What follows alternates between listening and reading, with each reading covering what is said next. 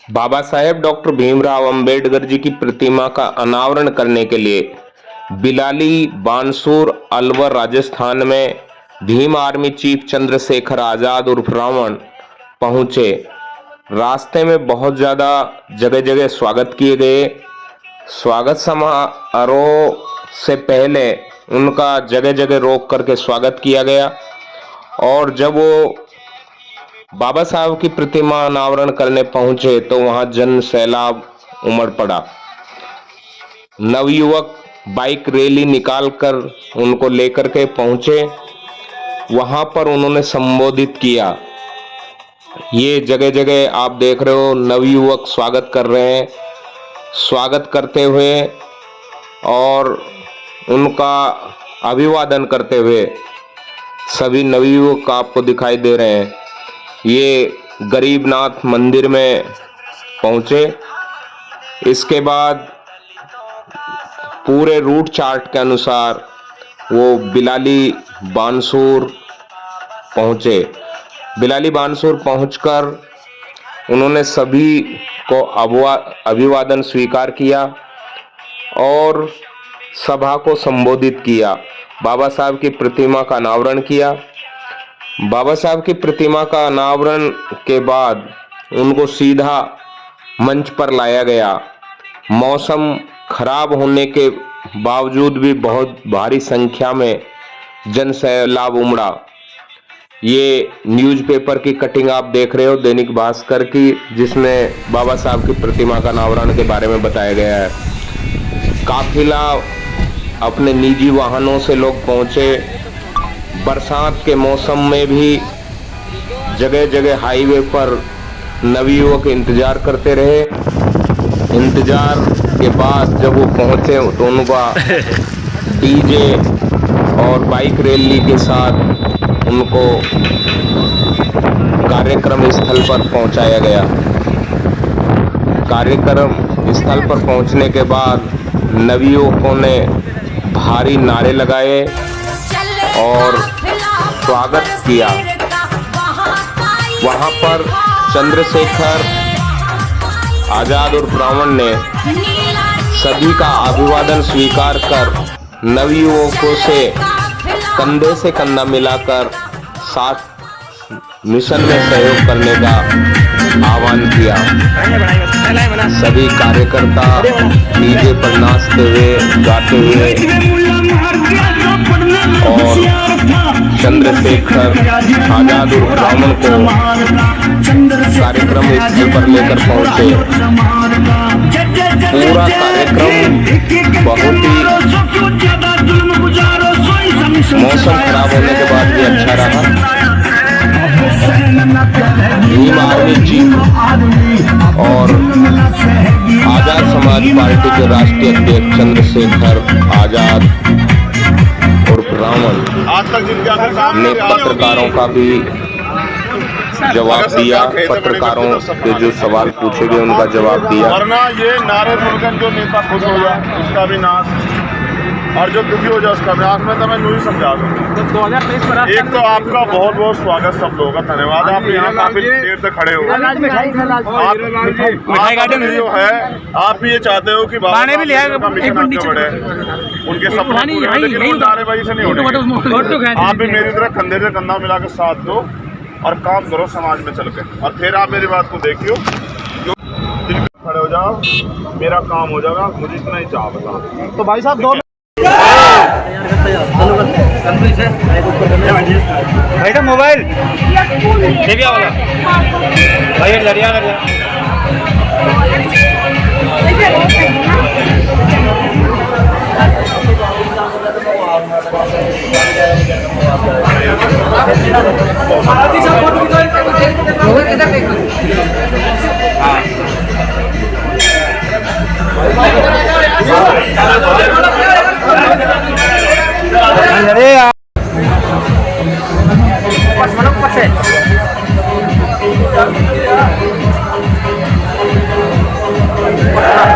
अरे हाथ ने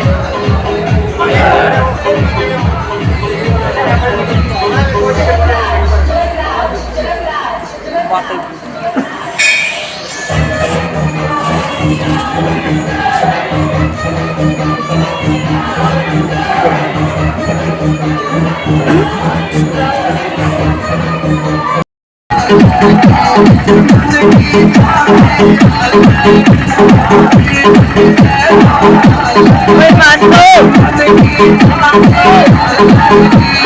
जगतराज जगतराज जगतराज जगतराज जगतराज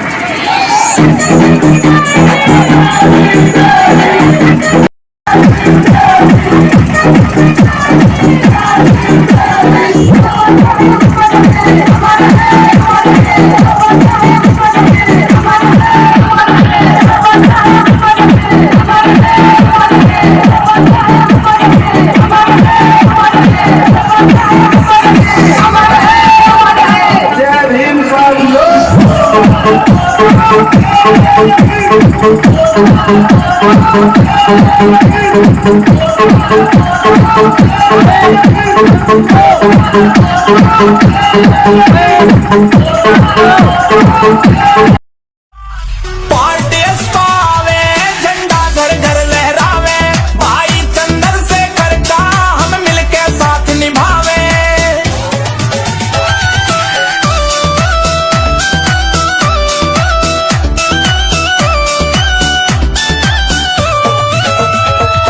सच्चा साथी अमित कसाना क्षेत्र चमके यो ही चाहना जात पात का भेद मिटाना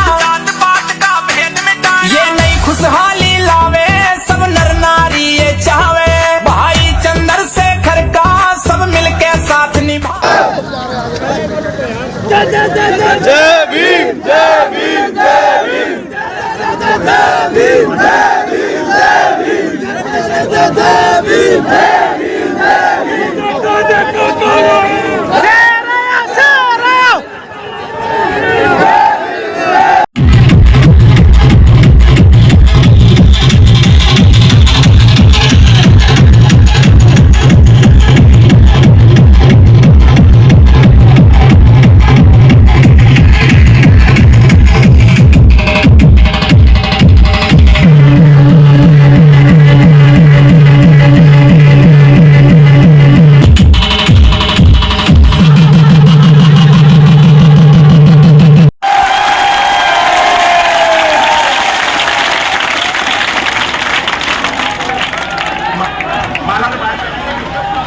माननीय राष्ट्रीय अध्यक्ष चंद्रशेखर आजाद जी जिनकी हम बहुत दिनों से इंतजार कर रहे थे, माननीय राष्ट्रीय अध्यक्ष जी प्लीज। अब आप सभी लोग बैठ जाएं क्योंकि मौसम खराब हो रहा है।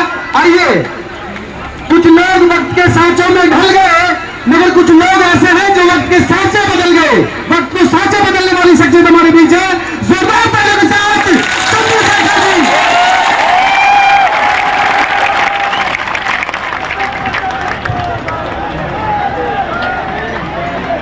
बहुत बहुत धन्यवाद।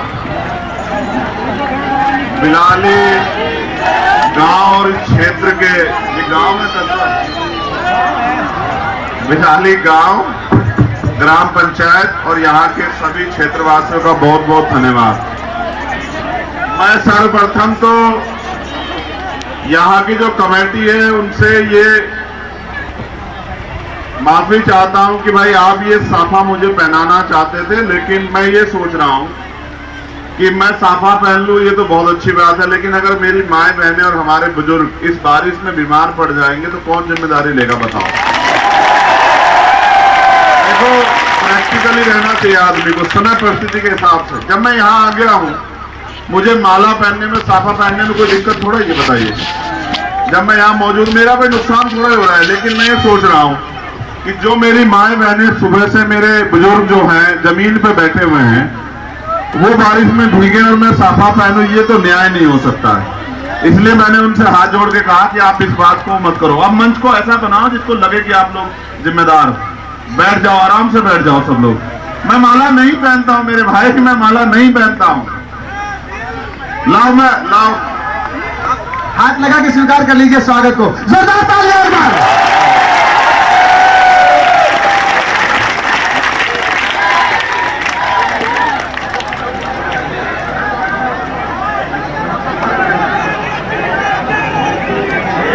ये लोग बैठो, ये पहले जो यहाँ पड़े मीडिया को लेकर अलावा हमारे सब लोग बैठ जाओ। देखो मैं तभी बात रखूंगा और मैं बीमार पड़ा तुम्हारी जिम्मेदारी। अगर मैं बीमार पड़ा तो तुम्हारी जिम्मेदारी है, क्योंकि देख लो तुम इतनी बारिश में मुझसे बात रखवा रहे हो। कैसे आएगी? मैं समझता हूं अपने लोगों के हालात को।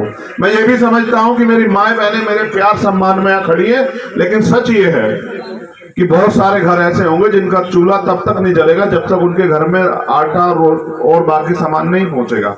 मैं बात आपसे इसलिए कह रहा हूं कि जितनी जिम्मेदारी मेरे कंधों पे उतनी जिम्मेदारी आपके भी कंधों पे। आप बहुत इतना समय इसलिए लगा आप स्वागत कर रहे हैं। मैं जहां स्वागत के लिए रुकता हूं वो मुझसे मांग करते हैं कि 2 मिनट के लिए हमारे मंदिर में चलिए, 2 मिनट के लिए हमारे स्टेज पे चलिए। मैं सब जगह चला जाऊंगा। आप बार बार फोटो खिंचवाने के लिए जिद करते हैं, आपको बुरा भी लगता होगा, मैं आपको डांट देता हूं कि फोटो से बचो और काम की तरफ बढ़ो। मगर मैं आपसे कहना चाहता हूं, आप नौजवान यहाँ बड़े पैमाने पे, मैं जो सिखाना चाहता हूं वो सीख के शायद आपकी जिंदगी बदल जाए। मेरे साथ फोटो खिंचवाने से आपकी कोई जिंदगी नहीं बदलेगी मेरे भाई। आप देखो, बाबा साहब अम्बेडकर ने कहा कि नायक पूजा धर्म में तो अच्छी है लेकिन मिशन में खतरनाक है। आप नायक पूजा तो कर रहे हो, मैं भी तो इंसान हूं आपके जैसा। आप मेरी तरह काम करो, देखो आप भी चंद्रशेखर बन जाओगे, आपको भी पूरी दुनिया जो है आपका समाज प्यार करेगा, आपको भी लोग सम्मान देंगे। आप भी तो मेरी तरह आओ फील्ड में मेहनत करने के लिए। आप पूछ लो मेरे साथियों से, मैं बुखार में फीवर में आया हूँ आपके यहाँ, मुझे फीवर हो रहा है, लेकिन मुझे आपके सम्मान की परवाह है कि आपने प्रोग्राम रखा, पैसे खर्च करे, आप मेरे लिए बहुत कीमती हो। मैं पहले आया था थाना गाजी में, आप जानते हो कितना बड़ा मामला था, और हमने संघर्ष करके न्याय दिलाया। ऐसा न्याय दिलाया कि जिस दल की सरकार है उनके राष्ट्रीय नेताओं को आना पड़ा यहाँ उस परिवार से मिलने के लिए। हमारा बल है, और ये बल बुरा मत मानिए, ये बल किसी धरना सेठ की वजह से नहीं आया, ये आपके संघर्षों की वजह से आया है। मैं गौरवान्वित हूं कि मैं आपका हिस्सा हूं, आपका खून हूं, लेकिन मुझे कष्ट इस बात का है कि अगर मेरे होते भी आपकी जिंदगी नहीं बदल रही है, आपको रोजगार नहीं मिल रहा है, आपको पक्के मकान नहीं मिल रहे हैं, आपको खाने के लिए अच्छा खाना, पीने के लिए साफ पानी और स्वाभिमान सम्मान का जीवन नहीं मिल रहा है, तो फिर मेरा होना भी बेकार है। और मैं लंबे समय से मेहनत कर रहा हूं। मैं आपको याद दिलाता हूं, मैं इसलिए याद दिला रहा हूं क्योंकि जरूरी है आपको सुनना। मैं इंद्र मेघवाल के लिए लड़ा, मैं जितेंद्र मेघवाल के लिए लड़ा, मैं ओम प्रकाश रैगर के लिए लड़ा। जहां भी अन्याय हुआ, थाना गाजी का मामला हो, चूरू का मामला हो, सीएचए का मामला हो, जहां भी किसी के साथ अन्याय हुआ मैं लड़ा। इसलिए थोड़ा ही लड़ा कि मुझे यहाँ से कोई रुपए पैसा इकट्ठा करना है। मैं यहाँ देखता हूँ कि यहाँ समाज तो बड़े पैमाने पे है, इनमें भाईचारा नहीं बन रहा। ये हमारे के राम जी बैठे हुए हैं, रिटायर्ड डीजीपी है, गोवा से रिटायर हुए, डीजीपी रैंक के अधिकारी है, सम्मानित अधिकारी। मैं एक प्रयास कर रहा हूँ कि यहाँ पिछड़ों में, दलितों में, आदिवासियों में एकता हो जाए। मैंने इसका प्रयास भी किया, क्योंकि एक जाति एक समाज से हम लोग तरक्की नहीं कर सकते। ये जो वोट का अधिकार है इसको संगठित करना पड़ेगा। बाबा साहब ने कहा ना, शिक्षित बनो, संगठित रहो, संघर्ष करो। शिक्षित तो बन रहे हैं लेकिन दुश्मन नहीं पहचान रहे, तो शिक्षा क्या फायदा। और संगठित हो गए, अपनी वोट का सही प्रयोग नहीं कर रहे हैं, तो फिर क्या फायदा।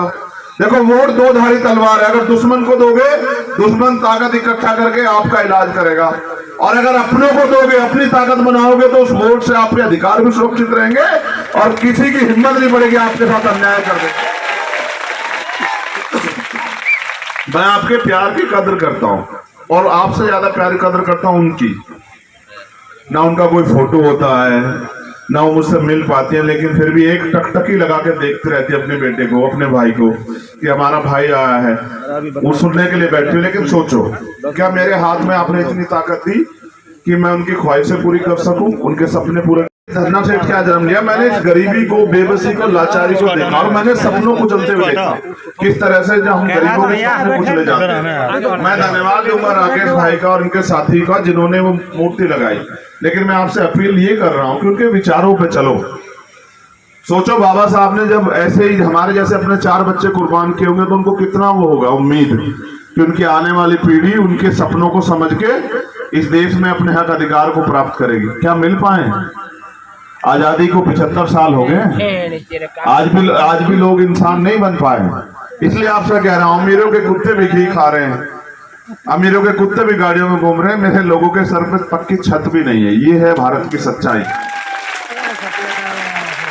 और तब तक नहीं मिलेगी छत आपको जब तक आप अपनी ताकत नहीं बनाओगे, अपना दल, अपना बल और आपकी समस्याओं के हल के लिए आप मेरा साथ दो। क्योंकि जितने लोग अब तक आए उनको आपने साथ दिया।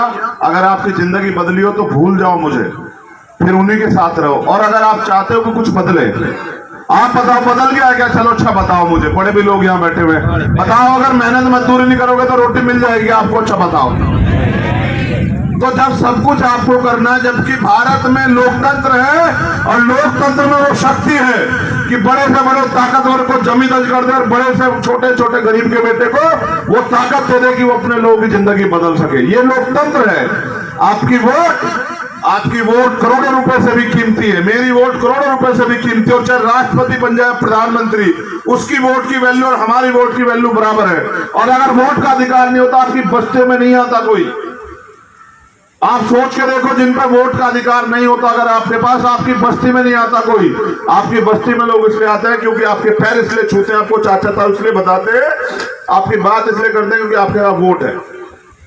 अगर इस देश में राजतंत्र होता तो कोई नहीं आता हमारी बस्तियों में, कोई नहीं पूछता हमारे हाल क्या है। और आज लोकतंत्र है, उसके बाद भी जो आपकी वोट लेता 5 साल नहीं पूछता आप कहाँ हो। जब चुनाव आता फिर आता है हाथ जोड़ के, पैर पकड़ता है, कोई पैर धोता है, कोई मिठाई लाता है, कोई शराब लाता है। अरे भाई, इस वोट के अधिकार के लिए बाबा साहब ने कुर्बानियां दी, उनसे पहले अन्य महापुरुषों ने कुर्बानियां दी। और उन्होंने कहा कि ये वोट का अधिकार बिकने के लिए नहीं है, गुलामी से मुक्त के लिए है। आप अपनी गुलामी को समझो तो सही, आप अपनी गुलामी को समझो, उसकी भेड़ियां काटने के लिए सोचो। फिर अच्छा सोचो, अगर होती हम पे ताकत तो क्या आपको बारिश में भीगना पड़ता? आज बताओ। ए सुनो, डबल तिरपाल वाला टेंट लगवाते हैं वहां से वहां तक, अगर हम पे ताकत होती है। हमें तो पता है ना आपने किस तरह अपना खून से, वो अपने मेहनत की कमाई से सींच के लगाया हुआ टेंट। मैं आपके साथ भीग रहा हूं, इसलिए भीग रहा हूं ये बताने के लिए कि अगर ये बेबसी खत्म करनी है तो अपनी ताकत बनाओ। क्या तो उन लोगों के भरोसे रहो जो हमेशा आपसे वादा करके धोखा देते आए। यहाँ भी एक अच्छी सरकार है, इतनी अच्छी सरकार है कि जब मैं हक की लड़ाई लड़ने आता हूं तो मुझे कभी जेल भेज देते हैं, कभी बंद कर देते हैं, कभी अरेस्ट कर देते हैं, डिटेन कर देते हैं, कभी यहाँ से पकड़ के दिल्ली छोड़ के आते हैं और ये कहते हैं लोकतंत्र है यहाँ। मैं आपसे कहने आया हूँ, आप अपनी एकता और ताकत बना लो और एक बार मुझे इस लड़ाई को लड़ने का मौका दो। ये लड़ाई मेरी इसलिए है क्योंकि मैं इस दर्द को समझता हूं। मैं एक पढ़ा लिखा व्यक्ति हूं और हमारे साथी और हम दिन रात मेहनत कर रहे हैं, इसलिए आपसे अपील करने के लिए आया हूं। मूर्ति के लिए बधाई, लेकिन लड़ाई कैसे आगे बढ़ेगी? मूर्ति से या विचारों से? बताओ। विचारों से। तो विचारों में साथ दोगे नहीं दोगे? बताओ। जब आप विचारों में साथ दोगे, अच्छा मैं आपको एक चीज और बताऊंगा, बड़ी गंभीरता सुनना है बात। हमारे अध्यक्ष जी यहाँ बैठे हैं, हंसराज जी कहाँ है? अच्छा ये बैठे हैं, सरपंच जी पूर्व। देखो मैं आपको एक बात, जिस कौम के पास राजनीतिक शक्ति नहीं होती ना, उसका बताऊं क्या होता है। आज के दिन 73 गुर्जर समाज के लोग अपने हक अधिकार के लिए सड़क पे आए और कितनी कोख सुनी हुई, आप आइडिया लगा लेना। 73 लोगों को एक दिन में मार दिया सरकार ने। कितने लोग थे? 73। आए क्यों थे? अगर उन पर राजनीतिक शक्ति होती तो सड़कों पे मरने आते क्या? लेकिन बुरा यह है कि जिस समाज को इस सरकार ने, जो पिछले वाली सरकार थी जो केंद्र में भी है, उन्होंने जिस समाज के खून से होली खेल दी हो, आज वही समाज अपने लोगों की कुर्बानियों को भूल के उसी पार्टी का साथ देने का काम करता है, फिर कहता है कि हमारे साथ अन्याय हो रहा है। आप भी तो ऐसा ही कर रहे हो। जो आपके खून से होली खेल रहा है, जो आपके अधिकार निगलने का काम कर रहा है, जो आपके अधिकार छीनने का काम कर रहा है, जिनकी सरकार में हमारी बहन बेटियों की इज्जत नीलाम हो रही है, जिनकी सरकारों में भूखे मर रहे हैं, उन्हीं को आप लोग ताकत दे रहे हो। आजमाए हुए को आजमाओगे तो वही मिलेगा जो मिलता है। इसलिए आपसे कह रहा हूं, आप अपनी ताकत बनाओ, अपने हाथों को मजबूत करो। हमारे यहाँ नेता हैं जिले के लोग, तमाम सत्येंद्र और बाकी साहब थी, उनका साथ दो और एक बार इस बात को मजबूत करो कि चलो छोड़ो, इस बार हम उनके साथ नहीं, इस बार हम अपने भाई को मौका देके देखते हैं और फिर देखना बदलाव होता है नहीं होता है। मैं आपको फ्री वाला नहीं, मैं आपको ताकत वाला जीवन दूंगा, स्वाभिमान सम्मान वाला, और आपके हाथों को इतना मजबूत करूंगा कि आपको किसी के आगे हाथ नहीं फैलाना पड़ेगा। ये लोकतंत्र है। इस लोकतंत्र में जनता मालिक है, इसलिए आपसे कहने के लिए आया हूँ। मेरी वजह से आज आप भीगे, मुझे बड़ी तकलीफ होगी जाते हुए, और स्पेशली मेरी माँ बहनों के लिए मैं हाथ जोड़ के माफी चाहता हूँ, मेरी वजह से आपको भीगना पड़ रहा है। मेरा बस चले तो मैं अपने शरीर की छतरी बना के आपको भीगने ना दूं, मैं सच बता रहा हूं। लेकिन मैं सोचो, मैं सिर्फ माला पहन के चला जाऊं या माला चढ़ा के चला जाऊं तो भी काम नहीं चलेगा, मुझे तैयार तो आप लोग करना पड़ेगा ना। अगर मैं आपको नहीं समझाऊंगा तो कौन समझाएगा बताओ। तो मैं आपको समझाने के लिए आया हूं। इसी तरह से हमारे महापुरुष गांव-गांव घूम के लोगों को तैयार कर रहे थे, फिर जब समाज तैयार हुआ तो ताकत बनी। तो इसलिए आपसे कह रहा हूं, ये जो बहनें बैठी, बताओ रोजगार चाहती हो नहीं चाहती हो बताओ। जो पढ़ लिख रही है बहनें पहले बताओ, उनसे पूछेंगे रोजगार चाहती हो नहीं चाहती हो बताओ। जो माए हमारी बहनें शिक्षित घर में बैठी हो, घर में रोजगार चाहती हो नहीं चाहती हो बताओ। नहीं तेज आवाज बताओ, ऐसे कुछ नहीं मिलने वाला। बताओ चाहती हो नहीं चाहती हो बताओ। अपने बच्चों के लिए अच्छी पढ़ाई चाहती हो नहीं चाहती हो बताओ। जो आपके बच्चे पढ़ लिख के घर पे घूम रहे हैं उनके लिए रोजगार चाहती हो नहीं चाहती हो बताओ। तो फिर वो मांगने से नहीं मिलेगा, उसके लिए अपनी शक्ति बनानी पड़ेगी आप, ठीक है। तो शक्ति बनाओ, ठीक है। बहुत बहुत धन्यवाद। जय भीम, जय भारत, जय मंडल, जय जोहार, जय संविधान, और आप सबके लिए मंगल कामनाएं। फिर किसी दिन आपसे जल्दी मुलाकात होगी। आज क्योंकि मौसम खराब है, मगर इससे ज्यादा खराब जो मौसम है।